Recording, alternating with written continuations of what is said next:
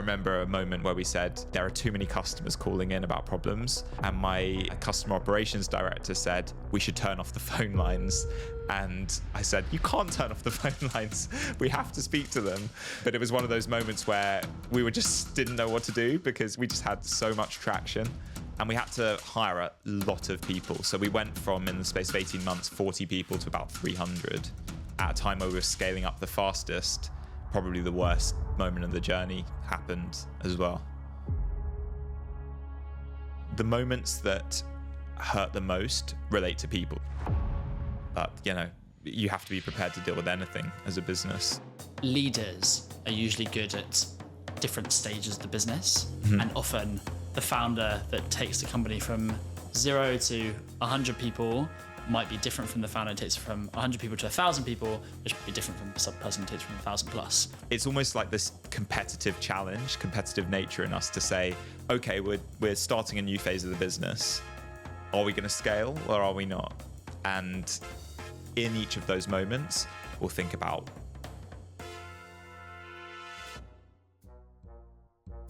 Here we are.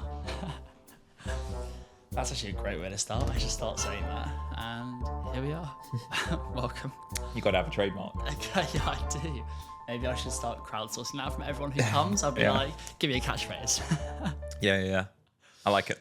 Here we are. Here we are. So, welcome. Here we are. Tell us, what do people need to know about you?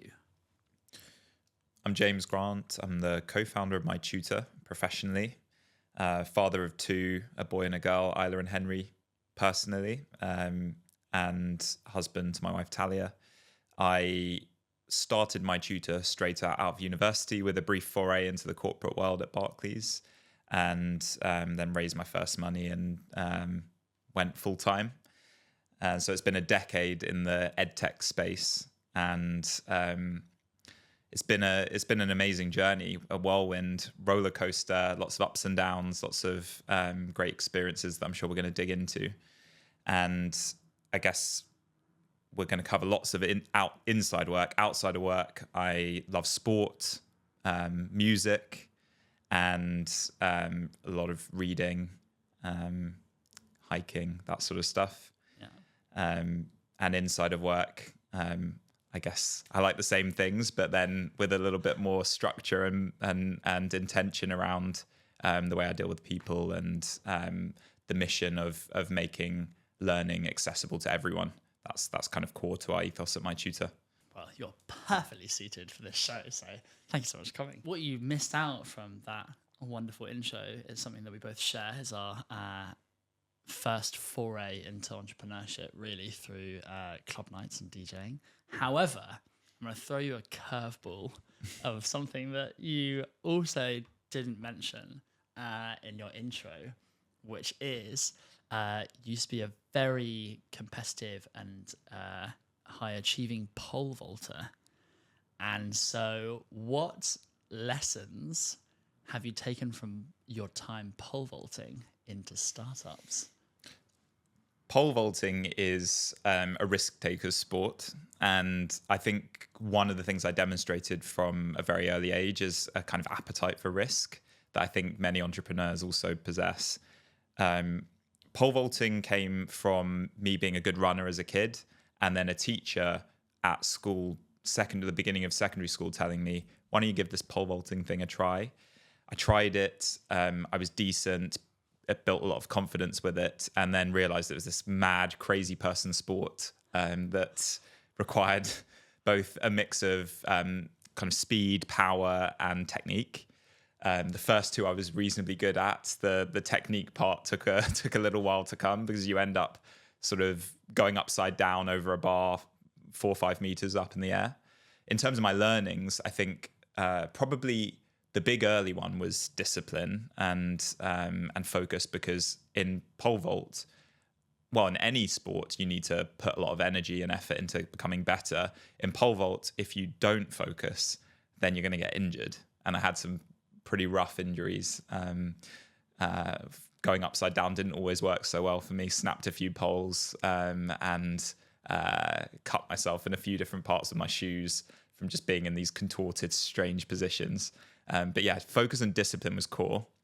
And then I think really understanding what elite kind of high performance is. I was really lucky to be spotted early on by a coach who was the national decathlon coach. Decathlon's sort of 10 athletics events. So it's like the ultimate all-rounder event.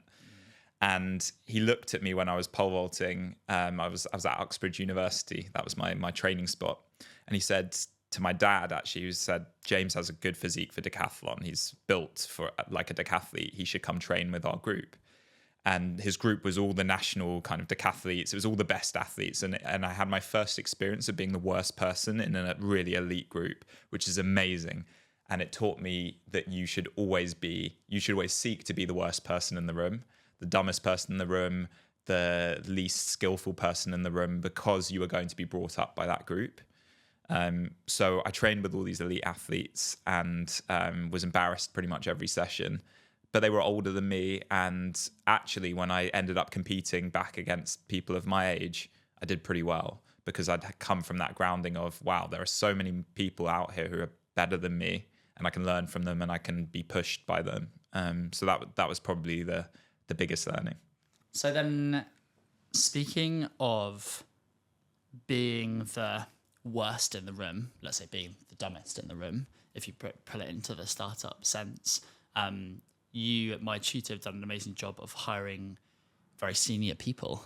Mm-hmm. And so can you talk about how you were able to achieve that? Because it's not a small feat to convince someone who's very senior and experienced to come to a small startup. Yeah, my co-founder Bertie and I, from very early on, had to learn how to hire people who would never have normally considered us a year or two before. And so the first thing that you have to have is a really compelling story. Stories matter because great people want to see ambition, they want to see impact, and they want to understand how you're going to get there or your vision of how you're going to get there. They also want to understand the culture you've built and how you've evolved as a leader. And so I think being able to really package up the story of where you're going, why you need them on the journey is exceptionally important. I would also say having a very structured hiring process because early on, when we were a bit more gung-ho, less well put together, we'd just do a couple of interviews and get loads of people in the room to meet this person. And then every interview had different questions. It was really difficult to compare. People didn't really know what you were hiring against. So having a really high quality hiring scorecard is really essential. Having a process where in each stage you have two people in the interview, I found really beneficial because then you have one person who's asking the questions and the other person who's listening to the answer and really observing the candidate. I also think the quality of the follow-up and the touching base throughout the process is something that sounds really basic and unexciting, but it's so critical because people go cold very, very quickly if you don't constantly touch base, give them feedback each stage, and a respect that they're investing a lot in the process. And so you owe them feedback, you owe them responses, you owe them clarity on when you're going to make decisions.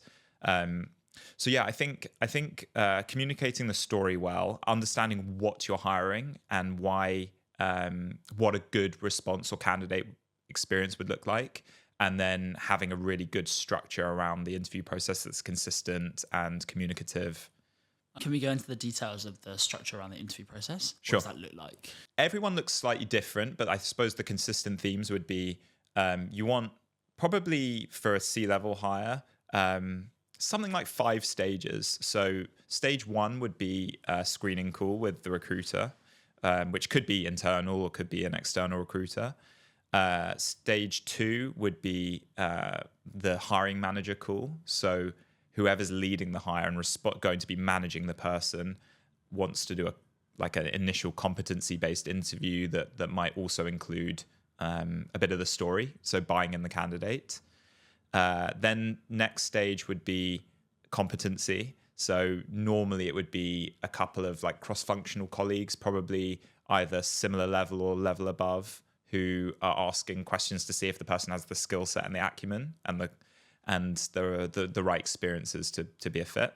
Then a case study round, which would be normally an applicable, either a case study of some work that they've done in their career that's really relevant to the role, or something around a presentation of a problem that you're trying to solve this role would help with. And then you have culture fit, or culture add, we call it, where you're trying to understand, are they values aligned, but also what would they add to your company that you don't already have. Then we often do like a board kind of sense check to make sure that we've made the right decision and to check any blind spots. So that's the actual interview process itself. There's obviously bits beforehand to set up to make sure that you're running a really slick process and make sure you know exactly what you're hiring for. You said that a couple of times. To me, the immediate thing is just a clear job description. Is it more than that? Job description is super helpful. I would say I would go beyond that. So I would look at normally the characteristics that you're looking for and the experiences. I would then think about the questions that you're looking to ask during the process that map to those, and then the person in the process that is responsible for that, because you want the same person judging the same thing each time. So you want to be really clear on what role everyone has to play in the process, because in a 45-minute conversation, you're never going to be able to cover everything. And so when you're wrapping up and you're coming together saying, like, what does everyone think? Are we going to hire this person? You're not just going for a gut feel. You're asking them to compare candidates, the way they've answered certain questions. You just want to be relatively scientific about it. And then at the end, you can still do the gut-based kind of, what's my intuition here? Yeah. Because that's really important. But you also have a very thorough and consistent process so that you can avoid any mistakes. The bit I haven't mentioned is the referencing, which to me is actually potentially the most important bit, because speaking to people who have been either managed by the person, or a combination of managed by the person, a colleague of the person, and the manager of the person, you will find out so much just by asking them questions that aren't like, is this person good or not? It's more around, how can I support this person? What makes this person frustrated? What sort of examples have you seen of these behaviors? And then you can get the kind of real honest view, because you're not putting a person in a position where they're worried that they're going to stop a person from getting a role. You're just saying, like, how can I support this person? And then the check-in process as well. What's the cadence of that at each stage? Before and after every interview, you want to set the scene of what the interview is going to be, talk about who they're meeting. And normally this would be a recruiter or recruitment manager within the company, talent partner. And then after the session, you want to collect feedback from the interviewers, give the candidate a sense of, this is what went well, this is what went less well, and talk about the next steps. And sometimes we add steps if we've got an area of uncertainty that we want to dig into, and we create some sort of bespoke method of finding out.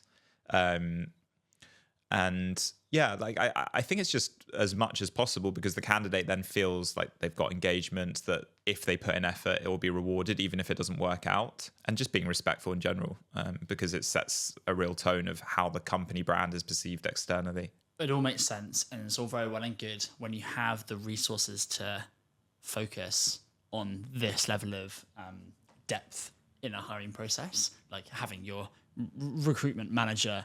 You only hire someone in that role once you're either about to scale up massively, or like you're already at however many people.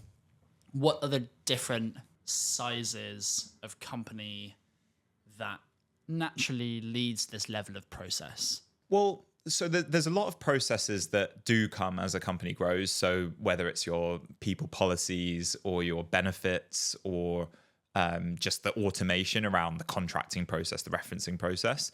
But everything I've just said is for a company of any stage, because you can substitute the recruitment manager that you don't have for yourself. In the early days, the people you bring on are the most important thing, and your business will not succeed if you mishire, regardless of whether you're great, you've got the right strategy, you've got the right funding. So it's somewhere to invest, and it is an investment hiring someone. So especially if you're hiring a leadership team member, getting it wrong is so much more time consuming than spending the time getting it right. So much more, and really stressful.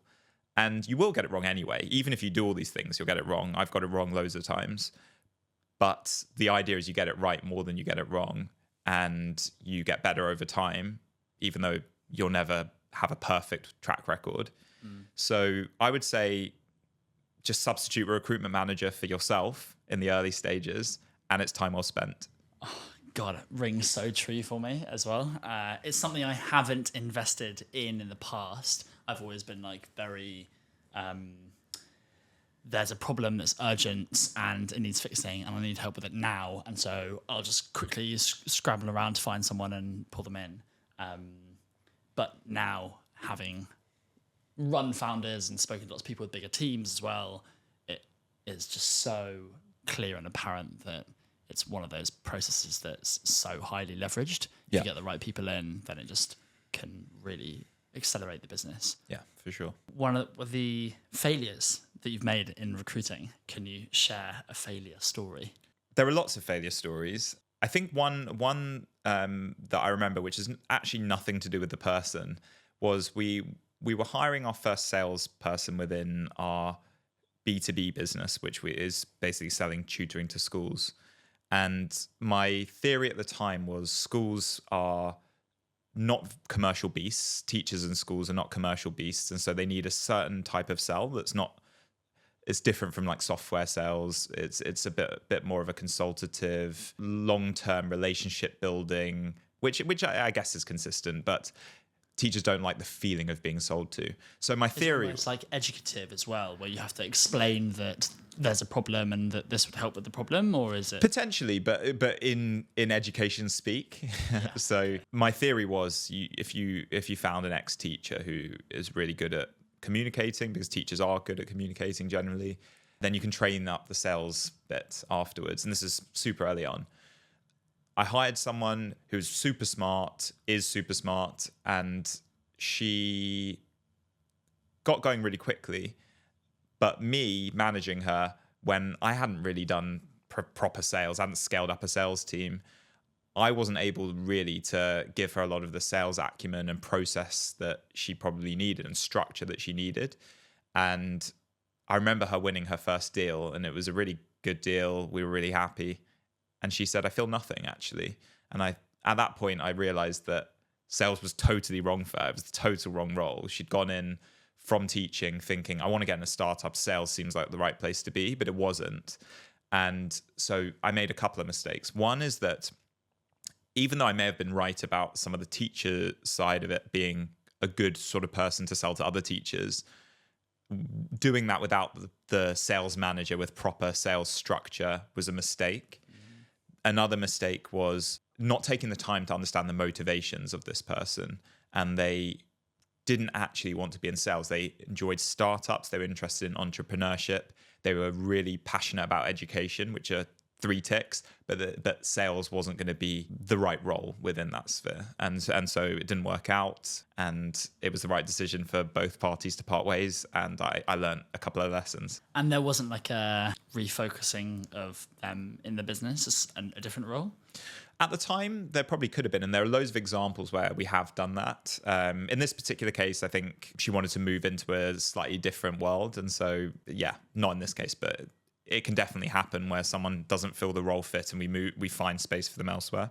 Which leads us perfectly into, how do you nurture people within the business? You mentioned earlier that you've had a lot of young people starting and you've taken them on this progressive journey into quite senior roles. How you nurture people is different at different stages. So I care a lot about bringing people up from within the company. I love loyal people who back the mission, who stick with us through thick and thin. And therefore, in my career, I think I've had almost a bias towards over-investing in those people at the expense of having that balance, because you do want a balance of people who are coming up through the organization. Perhaps it's the only context they've seen, and then more experienced people who've seen lots of different contexts. It has to be a balance. In terms of the best way to nurture the people who've come from within, I think there's a few lessons I've learned. One is to spend dedicated time outside of your normal one-to-one structure, perhaps monthly, to really understand what sort of things matter to them. And you have to push past the common answers because everyone says the same thing. Well, not everyone, but there's a lot of themes. One is, I want to become more data literate. I want to become a manager. I want to end up as a business leader. And they say generic things like that. And then you've got to break down the difference between what society is telling them they should say and what they actually care about. So it takes a lot of like digging, asking the question a few times, reframing it, because I found that people think that they want to be a manager sometimes, and then actually it's the worst thing they've ever done. They were really happy being an individual contributor, and that is a totally legitimate path for them. So yeah, one thing is really listening and building the ring fence space each month to follow up and see how it's evolving. The second thing I think is network and community. So in areas of interest, it's great if you internally have the systems to help them progress, but you also want them to get the outside context. So finding mentors for them. And I think you as a manager can really help facilitate that. The third, I would say, is giving people ownership of things and giving them almost problems to solve and trusting them with them. There's a delicate balance here because I think particularly more junior employees, you need to give them guardrails and structure. So it's not just a case of, oh, here's the thing, go fix it, because that's actually quite disempowering sometimes because they'll feel stuck and not know what to do. It's more saying like, here's a problem. Here are some things that within that problem I care about and think we should use as a lens for solving the problem, and then give them space for creativity around it. And then you can teach skills around that, like project management skills. It could be analytical skills. We early on at My Tutor had this weekly MySQL training to help people become data literate. And then we'd have tests each week, like fun tests, where it was like competitions. And through that, rather than hiring a massive data team, half of our company were completely literate in how to run their own queries and analyze performance.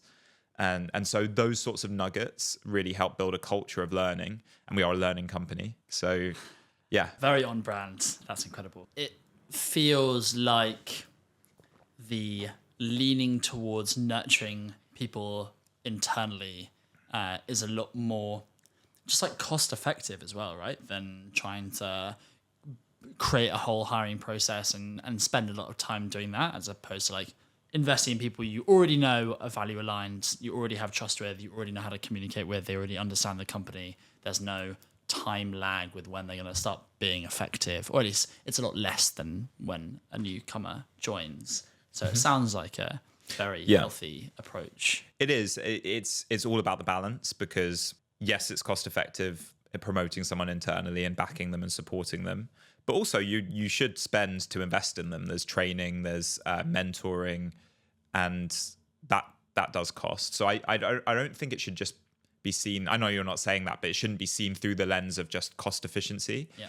The reality is you've got people, particularly those early on in the business, who are evangelical about it. They care so much, and it's really hard to find later on. So that you can find passionate people who care about your business later on as you grow, but you're not going to find people with the same level of ownership and care as those founding members. And so that's one of the reasons I really care about them carrying forward the DNA, the culture. And then if you have the right balance, and so, for example, there's no science around it, but if you have a mix of very experienced people who you've brought in over time and people who've come up through the company, you'll have an amazing, diverse culture. And you'll take the best from both worlds, the business context, the young enthusiasm, the passion for the mission, and the willingness to learn and be coached. And then the people who can say, you know what, I've seen this problem before. This is how we dealt with it at this place. This is how we dealt with it at that place. The kind of fusing of those two types of people are exactly what you need.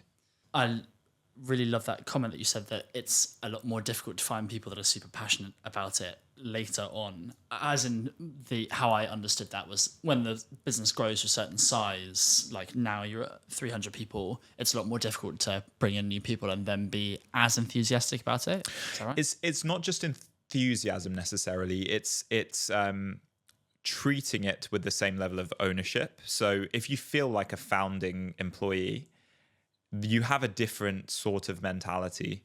And it's not to say that you can't find it later on, But, these people may have been given some ownership in the company at a very young stage in the business.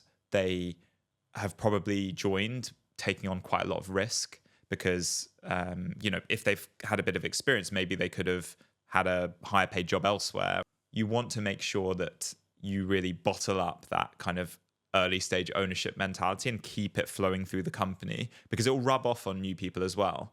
They'll want to be part of it. It can feel a bit like culty almost in the early days, where everyone's working on everything. If there's a problem, you stay in the office until you solve it. And when you have all these processes and structures, this is how many days a week we want you in the office. This is our policy on that. It's important, but it can stifle a bit of that kind of early stage evangelical mentality that is really effective. But yeah, again, going back to the comment of balance, you want a bit of both. You want a bit of structure and process and a bit of that kind of naive enthusiasm that I definitely had when I started the business. And where's it gone now?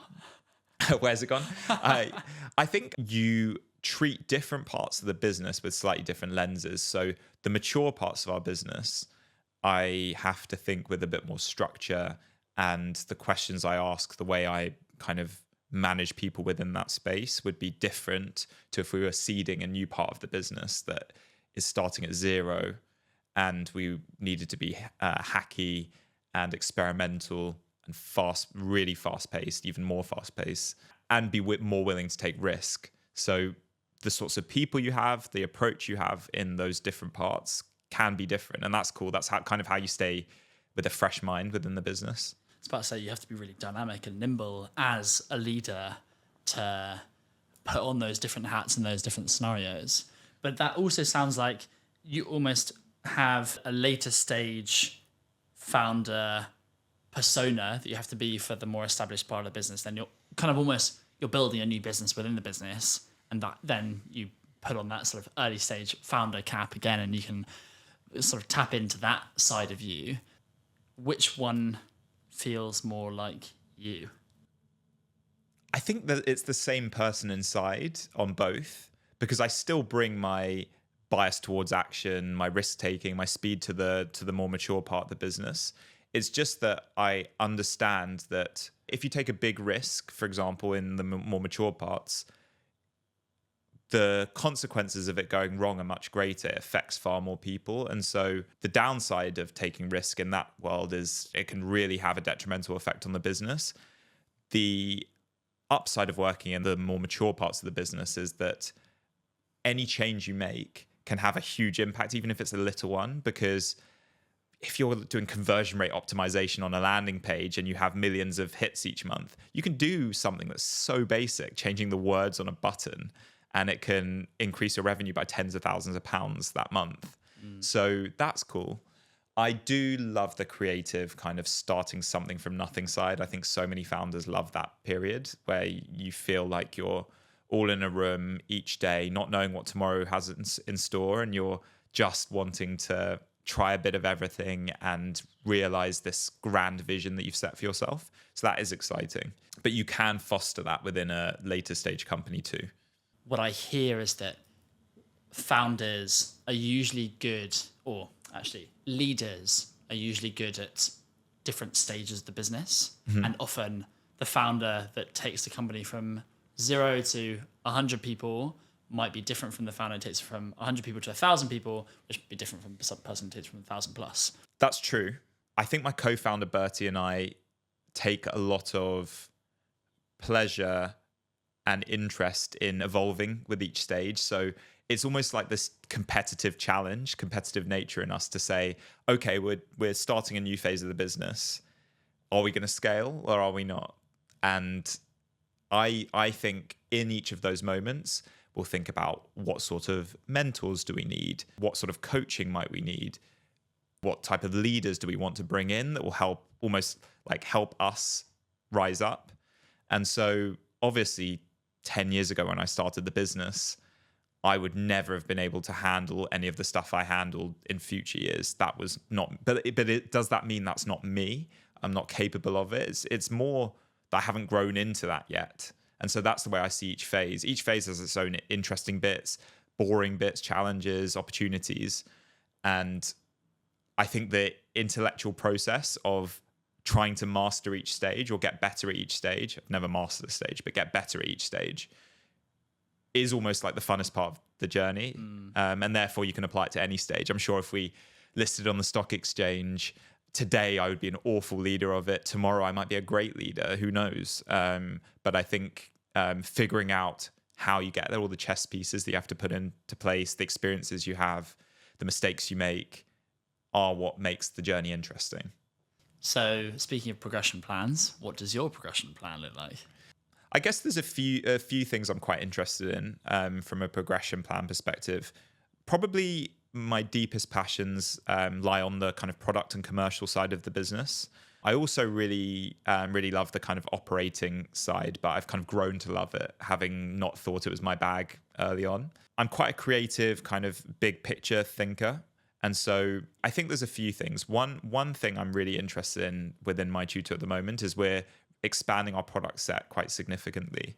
And I'm interested in how we create a product that is viral and exceptionally engaged with in a way that our current product isn't. And when I say isn't, we have an hour a week that people learn with us. They sort of love that hour, but then they don't do anything with us outside that. And so the idea of having multiple touch points in the week and learning how to craft a really amazing customer journey is a really cool part of my development. I think also the business being 10 years old, we're kind of going into that stage of thinking about what our exit plan might be, whether that's raising another big round, a strategic partnership, a full exit. We're open-minded, a listing. But I think just learning about that process and figuring out how to get the business in the right shape. I also am really interested in evolving how I become a better board member. And that's involved me taking up other board roles outside of My Tutor and figuring out from different contexts how to interact and govern a business and hold the leaders accountable in the right way and support them in the right way. So yeah, those are probably three: the kind of product side, the exit planning side, and the board exploration. And so then do you look for coaches and mentors within each of these streams? Yeah, it would generally be different people for each goal. I have the luxury of being part of the Founders Network, which is probably the best thing I've done personally and professionally, both as a support system and then as a way of meeting people who can give me amazing advice.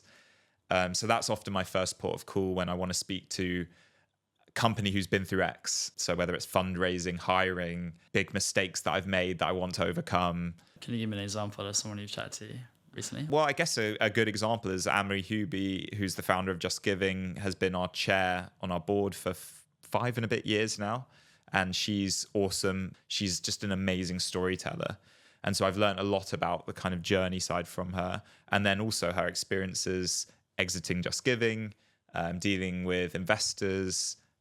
We've obviously been on the board together. So I've got a lot of interesting learnings of how to chair. So that would be one example. She's in the founders community. We've taken inspiration from lots of companies, whether it's your Bloom and Wilds, your Shazams, Mr. and Mrs. Smith. I've just met so many interesting people along the way that have taught me so many different things that I never ever would have had access to. And just hearing their stories and picking the bits that resonate with you and having access to that information is incredible. So yeah, going back to an earlier point I said, when developing people, invest in your network. And it doesn't just have to be going to networking events, because I hate networking events. It's about community and giving back as well. So I make sure that I do the same with other people who are earlier in their journey, or sometimes people who are ahead of me in the journey, but I've experienced something that they just haven't. So yeah, it's a give and take. I absolutely love that. So the journey that you have been on has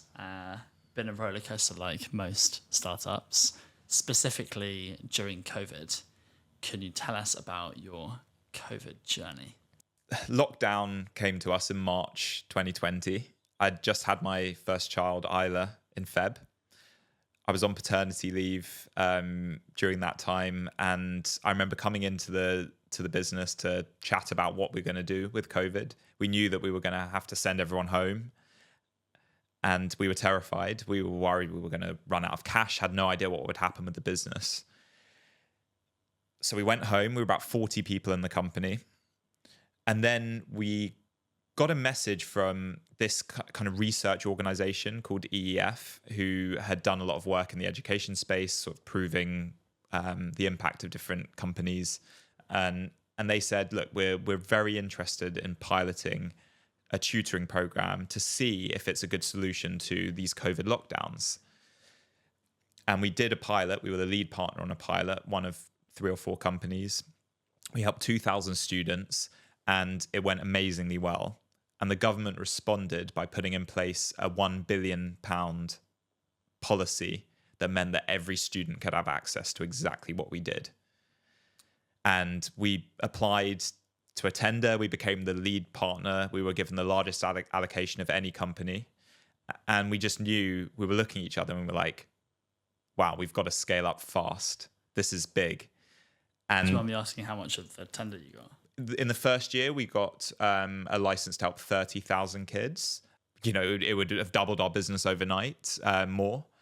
And particularly in the B2B space, would have kind of multiplied it by 5x. So we were very excited and nervous, but really had to run at the problem. And we had to hire a lot of people. So we went from, in the space of 18 months, 40 people to about 300, just under 300.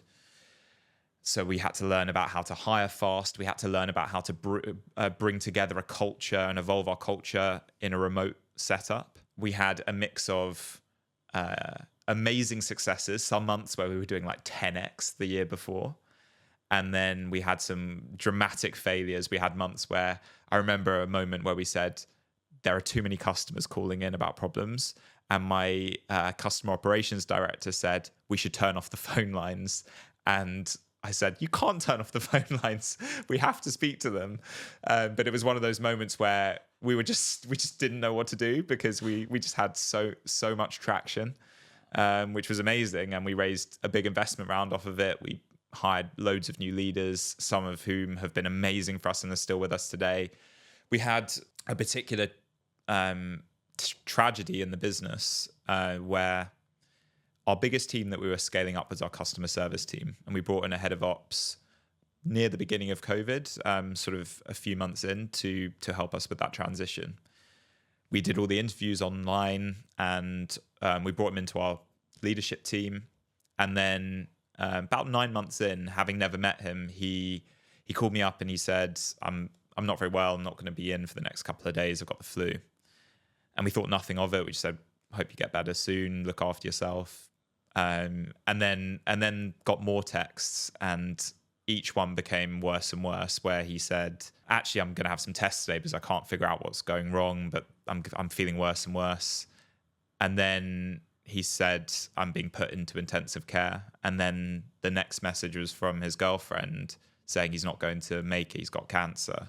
And he died within 2 weeks of saying he felt unwell. So it was just one of the toughest moments of the time at My Tutor. It was incredibly difficult for the team, people who were going through COVID at the same time, and probably dealing with their own definitely dealing with their own mental health challenges.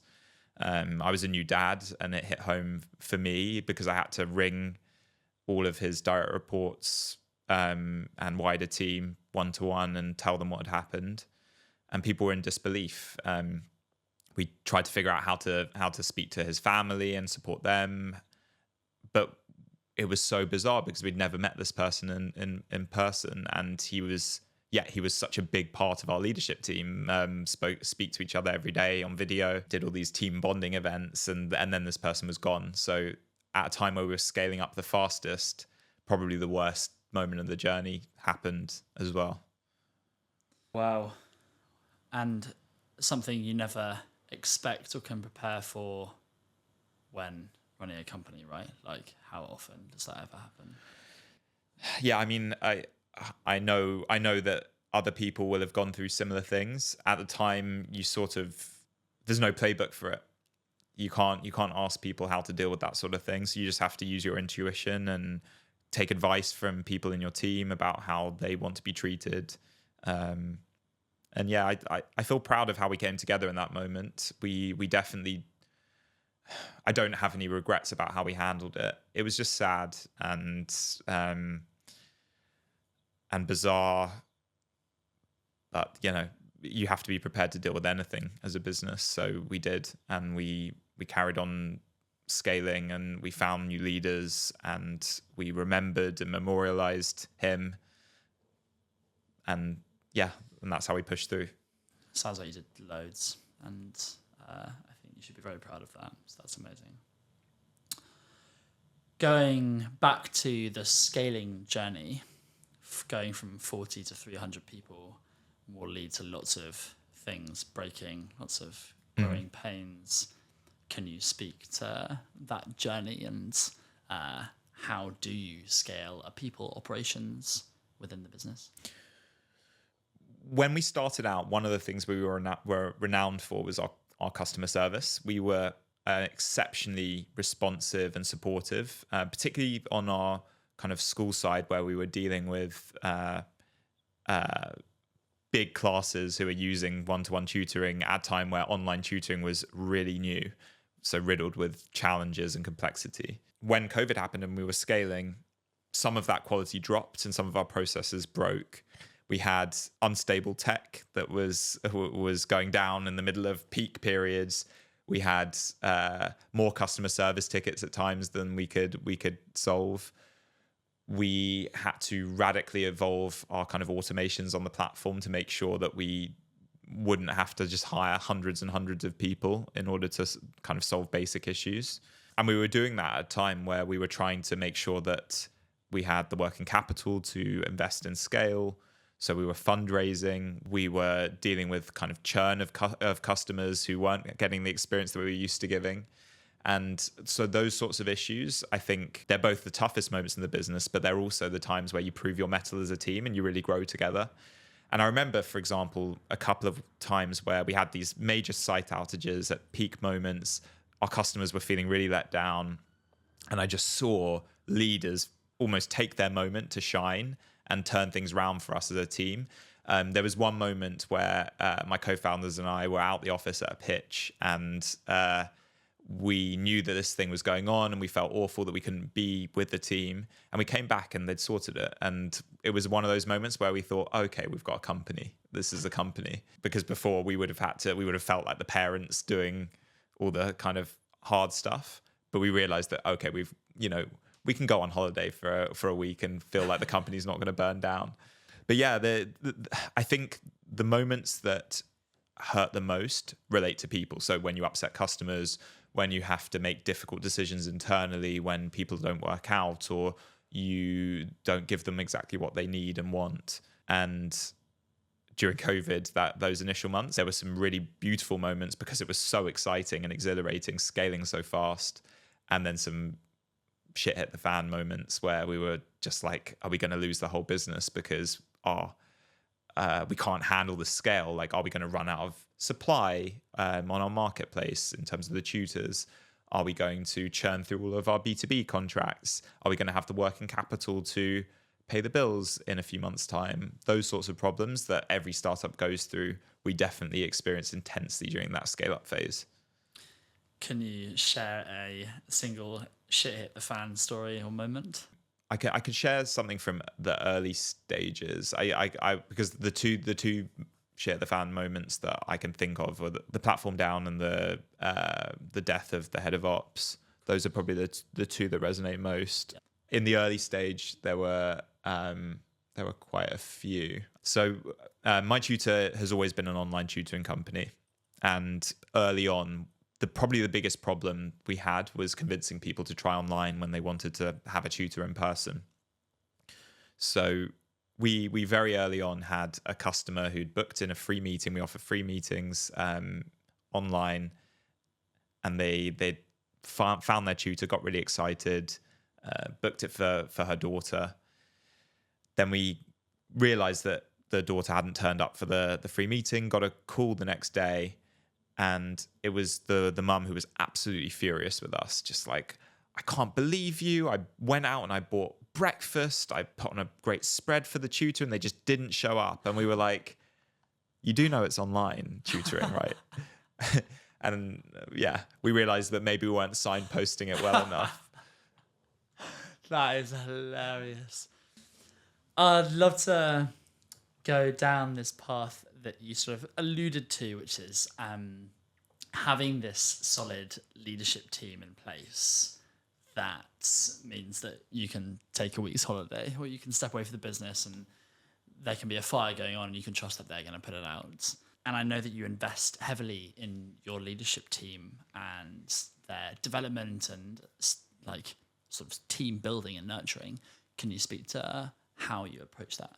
We've invested really heavily in our leadership team and the culture that we foster and the way we're kind of making decisions as a group.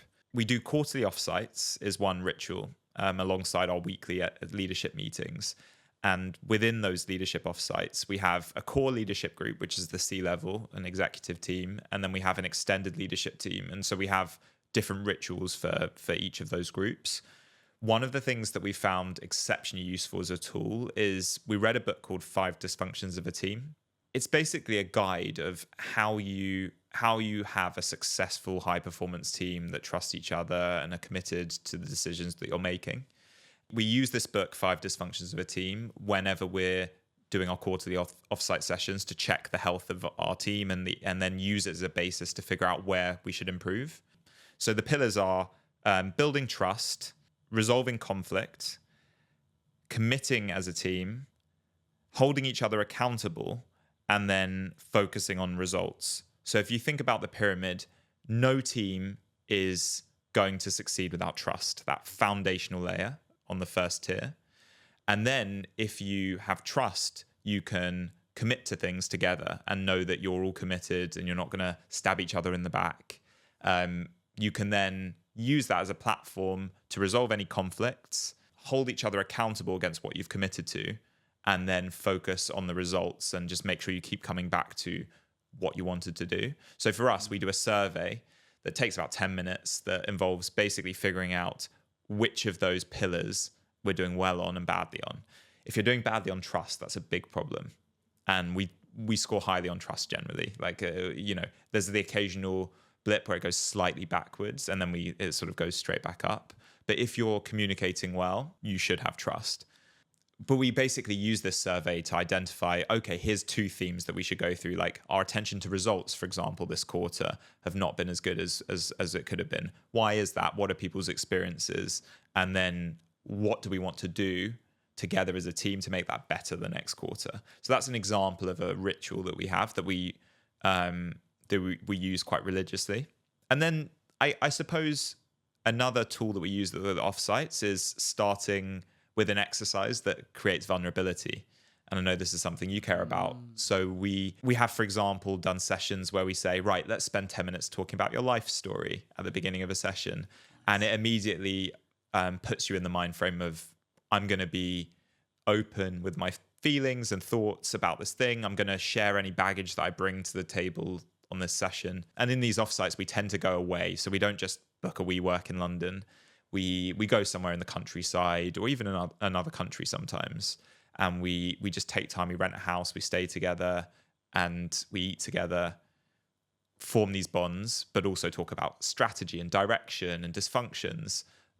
So those have been really effective for us because it's very different from our day-to-day leadership team meetings.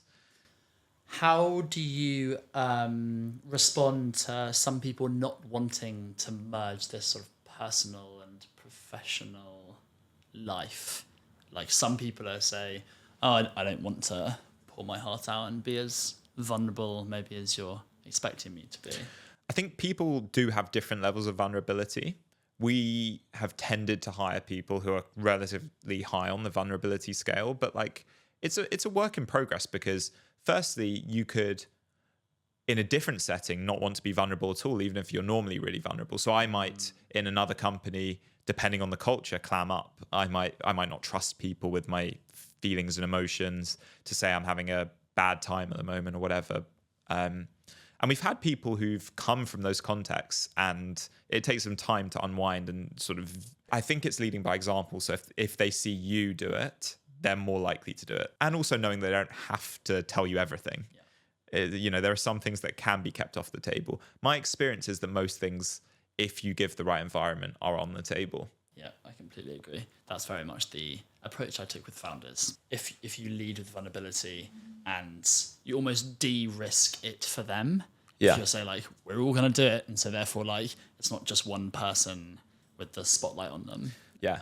I have the luxury of having lots of embarrassing things to share. And so I can be super vulnerable and even take being teased about it. And I think hopefully that's infectious for other people. Love that. Okay, wow. The last thing before we go on to you more as an individual is your relationships with your co-founders. You started a company before, TutorTap, and then it merged into My Tutor. And so then you have two leadership teams which are essentially merging, which is really tricky because most people spend a long time choosing their co-founders and building that trust and that relationship. How was the experience for you? Well, from a leadership team perspective, it was just me because the businesses were so young, nearly no revenue between us. There are three of us, three co-founders, two still in the business, myself and my co-founder Bertie. In a great way, we were all really different skill sets. Bertie and I have different ways of thinking and have different ways of being creative or problem solving. And so I found one of the kind of best things about My Tutor, Bertie and I learning how to be more than 1 + 1 = 2. So being more than the sum of our parts. And that's involved a lot of communication, a lot of work together to understand what triggers us, where are our anxieties in the business, what are our aspirations for it. So we've spent a lot of deep work time figuring out just how to work with each other, because you go through so many stressful moments and you can be each other's best friend or worst enemy depending on how you behave. And there's a lot of respect between us to figure out the best way to manage each other, manage ourselves. One thing that was challenging in the beginning is the three co-founders had relatively different goals for what the business would end up being. So, for example, one of my co-founders was near retirement and was really keen for an earlier exit in terms of, selling his shares and being able to retire. And then Bertie, for example, has an extremely long-term minded approach. So was thinking about what could be built over decades and a lot of patience within it. And then I'm somewhere in between. So I care about the big vision a lot, and I've done 10 years. So hopefully that evidences it. I'm really excited to start other businesses in my entrepreneurial career. And so I have lots of areas of interest. Education is one of them, and technology. And so the lesson there is, in Bertie, in my case, it's worked. It's really important to figure out exactly what you want from a business with your co-founders beforehand, what a good end result looks like, how you might work together, and really invest in that upfront before you are married to each other, essentially. Because for co-founder relationships, you're always a co-founder in your business, whether you're in it or out of it. And so it's important with those relationships. I'm grateful that Bertie and I have really intentionally invested in our own ways of working with each other, whilst having really different skill sets that you essentially need in a business. What does that intentional deep work look like? A mixture of different spaces. So you have your regular one-to-ones. We like to have longer form kind of afternoons together in a different space, kind of like mini versions of our offsites. So, for example, when we were launching in the US last year, we did a lot of travel to the US, and we would share Airbnbs, have sort of the weekends together, and that's where you start talking about some of the longer term. So I think it's important to balance having the opportunity to talk about the business today and then where you see it going, and staying aligned there, because if you leave it half a year, you can end up so far apart that it influences exactly the decisions you're making today, and that can really creep up on you, and you end up sort of giving people in the company very different messages if you've got multiple leaders doing that. Another ritual was over time, we had to keep redefining our relationship with each other, both in terms of the roles and responsibilities within the company, and then also just some of the performance management, because you don't have a right to be in the company, even if you're the founder of it. You need to add value to it, and you need to evolve with it. Even if it's your baby and you feel like it's your baby, you're not just there to observe the journey. You're there to lead, and you're there to make good decisions. So setting the kind of ground rules around that relationship, and making sure that you each have a bit of accountability towards each other, when sometimes if you don't have that, you won't get it anywhere, and you won't be given feedback or held to account. Have you done any structured work, like any coaching or facilitated experiences or following worksheets or anything like that? We both get coaching, so we both have performance coaching. One of the things that Bertie does each year with his coach, and I don't actually do this with my coach, but I'd love to. Each year, his coach has phone calls with all of his colleagues in the senior leadership team and ask questions about, his strengths, his weaknesses, and he produces a full report, a really long report that Bertie then shares with the leadership team and our board, and which is a really good, vulnerable place to be and shows a lot of openness to improve. But I really like that methodology where as a leader, it's so easy to not solicit feedback. If you're not intentional about it, you can live in a vacuum where you have no idea what people think of you and feel. And that's quite terrifying to me. Like if I never asked anyone how I can get better and kind of live in that world, just like the thoughts that people could be fostering, negativity or be frustrated with the way I behave or see me as stagnant and not improving. I think just constantly asking for feedback and really thanking people for giving it to you and making them feel safe. Very strong. It sounds like a very healthy working relationship. That's impressive. I'd love to spend the last sort of 10 minutes talking more about you and life outside of My Tutor and the intense startup journey. But there's also an intense parenthood journey that you're on and have been going through since COVID as well. Isla is your oldest one. She's 4. And then your youngest is called what, sorry? Henry. Yeah. Isla And Henry. Amazing. How has the step into parenthood been? The step into parenthood has been exactly what I always wanted, but also incredibly difficult. So I adore my kids. I have so much love and gratitude for having the opportunity to raise them. Obviously, it comes with all the anxiety, the parental anxieties of are you doing a good job and giving them what they need. How do you do your performance management as a parent? Yeah, I would say it's a work in progress because there's definitely reflection that my wife and I do,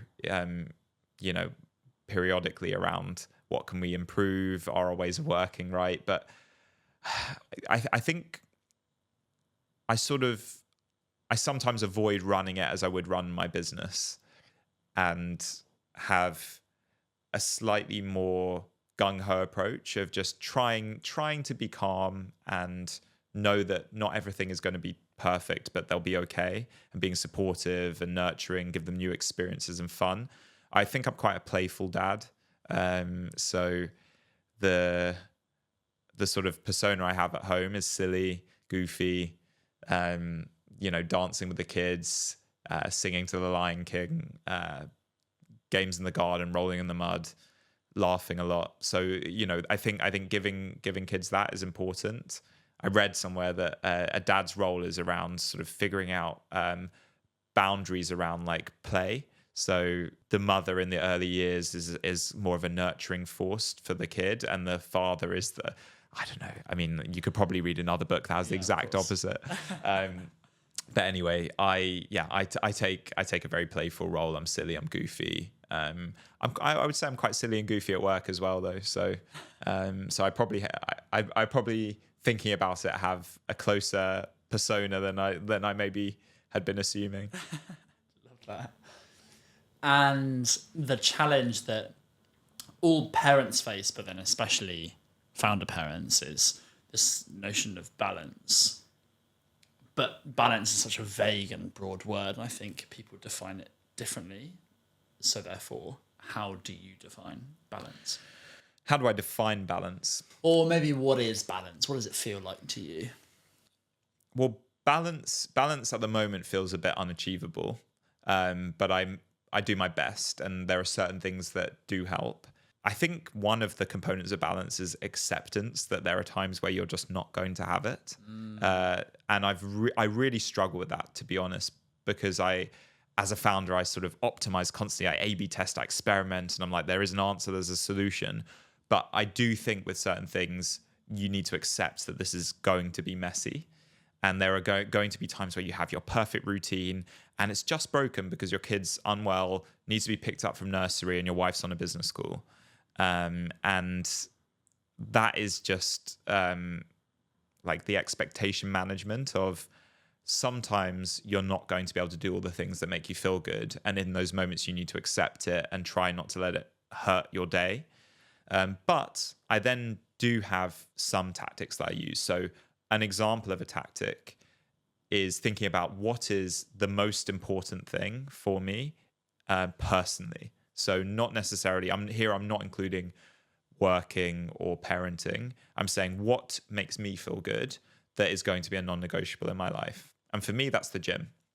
So I block out the calendar where I go to the gym, and I will go to the sauna because it's my happy place. I love the sauna. And I will make space for that. Maybe I'll answer some emails while I'm there. Who knows? But it's kind of like not in the sauna. The sauna is a quiet space, but in the gym. But yeah, I really make it a priority. So I go to the gym. I will be in the gym 3 times a week at least, maybe up to 5. But there are those 3 ring fence slots that my team cannot book over. So they can't put calendar slots in on top of that. And I've blocked out a proper amount of time that I know I will do and I can do. And so I've always found that anything that I intentionally make my top priority, I do. Anything that's second or third can quite easily slip. Sure. And so once you've built in that good routine on number 1, then move on to number 2.